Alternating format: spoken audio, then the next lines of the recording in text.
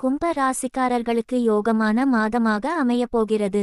ராசிநாதன் சனி பகவான் 2ஆம் வீட்டில் இருப்பதாலும் முக்கிய கிரகங்கள் லாப ஸ்தானத்தில் அமர்ந்திருப்பதாலும் பொருளாதார ரீதியாக நல்ல முன்னேற்றம் இருக்கும்.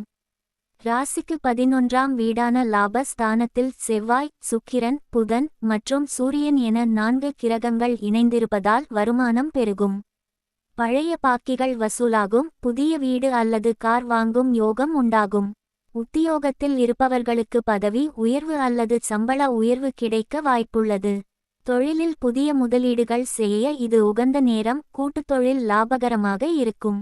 குடும்ப உறுப்பினர்களுடன் மகிழ்ச்சியான சூழல் நிலவும். சுப நிகழ்ச்சிகளில் பங்கேற்பீர்கள்.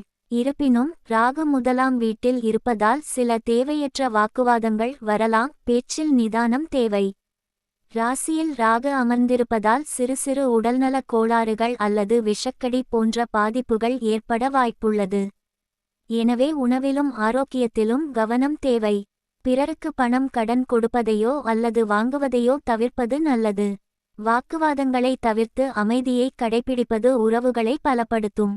சந்திராஷ்டம் 8, 9, 10, 11.